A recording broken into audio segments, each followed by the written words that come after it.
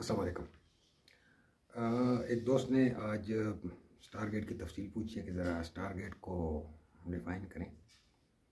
तो जो मैं कुरान और हदीस से समझ सका हूँ तो उसके मुताबिक मैं बयान करता हूँ।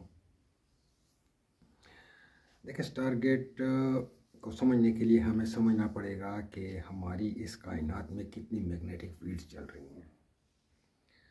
हमारी इस वक्त अगर हम अपने आप पे देखें तो हम पे बहुत सारी मैग्नेटिक फील्ड इस वक्त असरअंदाज हो रही हैं। कायनात की, सुपर क्लस्टर की, गैलेक्सी की, सूरज की, ज़मीन की। तो ये मैग्नेटिक फील्ड्स या हमें अपनी तरफ खींचती हैं या हमें धक्का देती हैं, यानी उसमें रुकावट बनती है हमारी जो आज़ादाना हरकत है।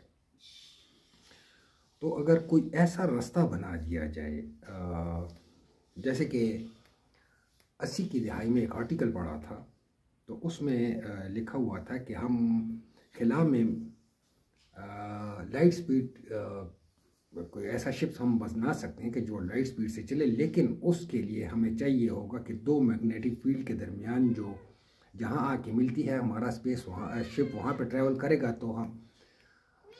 तो हम लाइट फील्ड को अचीव कर सकेंगे। मतलब ये है कि अगर हम उस मैग्नेटिक फील्ड के असर से निकल जाएं, मैग्नेटिक फील्ड ज़ीरो हो जाए, तो हम स्टारगेट बना सकते हैं।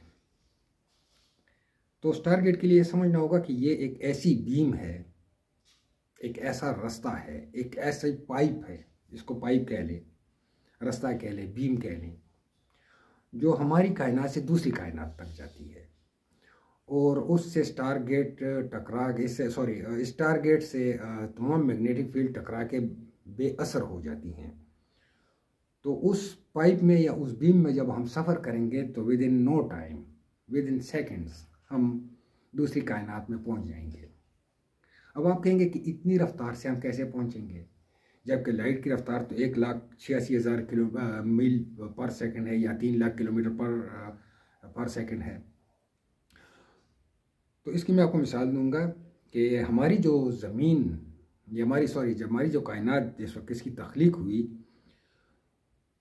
तो ये 1 सेकंड के 3 लाखवें सेकंड में आके सेटल हो गई, 1 सेकंड के 3 लाखवें हिस्से में। और हमारी कायनात का जो फासला है वो 1 लाख अरब नूरी साल है। यानी जो हमें लाइट स्पीड कहा जाता है, तो ये तो मादे की स्पीड है, उस फोटोन ज़र्रे की स्पीड है जिस पे चार्ज होता है, जिसे हम देखते हैं, तो ये तो उसकी रफ्तार है। मैग्नेटिक फील्ड की रफ्तार जो है वो उसकी कोई हम उसका अकाउंट नहीं कर सकते।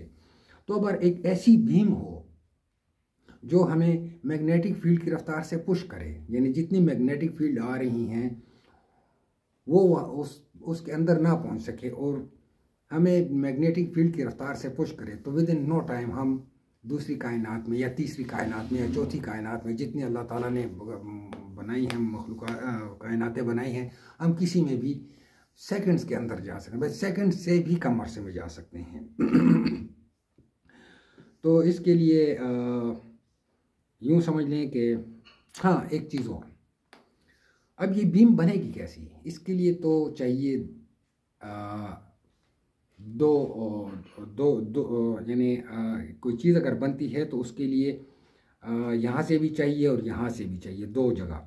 अगर हमारी इस दुनिया में एक वो क्या क्या लेंगे, वो कंपोनेंट या वो पुर्जा मौजूद है फ़र्ज़ करें, तो दूसरी कायनात में भी हमें सेम उसी जगह चाहिए होगा।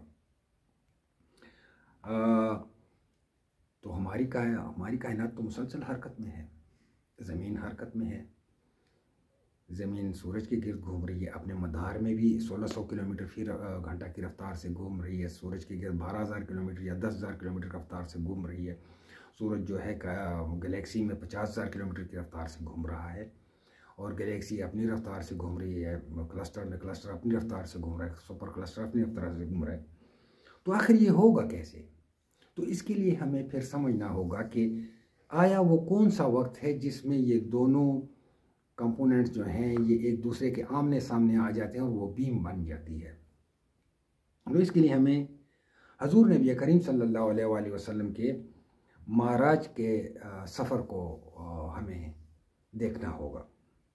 जब हजूर नबी करीम सल्लल्लाहु अलैहि वसल्लम तशरीफ़ ले गए महाराज में, तो न जाने आपने वहाँ कितना अरसा गुजारा, कौन कौन सी जहानों में, कौन कौन सी कायनातों में आप तशरीफ़ ले गए। लेकिन जब आप वापस तशरीफ़ लाए तो वक्त रुका हुआ था, वो कुंडी हिल रही थी। क्या वक्त को रोक दिया गया था उस वक्त, या हजूर ने टाइम ट्रैवल किया था? स्पेस ट्रैवल तो किया था, क्या टाइम ट्रैवल किया था? अब इसको यूं समझे कि पुलिस रात कहाँ कहा गया। पुलिस रात क्या चीज़ है? क्या ये भी कोई टारगेट है जो आगे से दो शाखा है, इस दुनिया से इसमें घुसेंगे और दूसरी जगह ईमान वाले जन्नत में चले जाएंगे और काफिर जो है वो जहन्नुम में चले जाएंगे? क्या ये भी कोई बीम है जो दो शाखा है?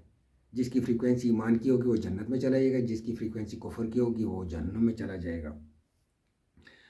तो इन चीज़ों को देखते हुए एक बात मेरी समझ में आ रही है कि हारूत मारूत से टारगेट का पता तो इन्होंने ले लिया था, लेकिन अब इनके पास एक फ्रीक्वेंसी नहीं है कि उसमें दाखिल हो सकें, और दूसरा शायद इनकी वो टाइम की कैलकुलेशन नहीं है कि ये बीम किस वक्त बनती है।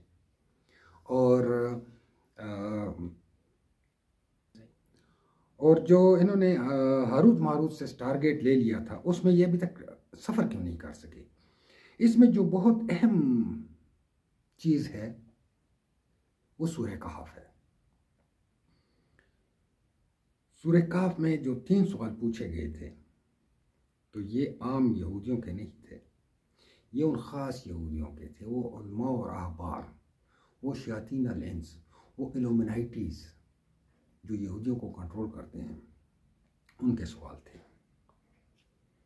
नंबर 1 रूह, असहाबे कहफ और हज़रत ज़ुल्करनैन। अब असहाबे कहफ, इस मामले में असहाबे कहफ, ज़ुल्करनैन और रूह, ये तीनों बहुत ही अहम चीज़ें हैं। इसमें इंशाल्लाह आगे जैसे जैसे हम आगे बढ़ेंगे तो इस पे बात करेंगे। इसके बाद इंशाल्लाह ताला हमारा जो टॉपिक होगा वो होगा हारूत मारूत, ताकि हमें ये समझ आता रहे। साथ साथ ये असल में ये सारे जो जितने मज़ामीन हैं, जितने मैं बयान कर रहा हूँ, ये सारे आपस में मिले हुए। अभी आगे बहुत से मज़ामीन और भी आएंगे, ये सारे आपस में इंटरकनेक्ट हैं। जैसे हमारा ये एक सिंगल एटम और कायनात का मरकज़ा, ये एक इंटरकनेक्टेड है। इसमें से अगर कोई भी कड़ी टूट जाए तो ये कायनात तबाह हो जाएगी। तो इसी तरह ये सारे मज़ामीन जो हैं इंटरकनेक्टेड हैं। जब दज्जाल जितना बड़ा फितना है तो उसी के हिसाब से इसको समझना होगा। ये तमाम मज़ामीन हमें देखने होंगे।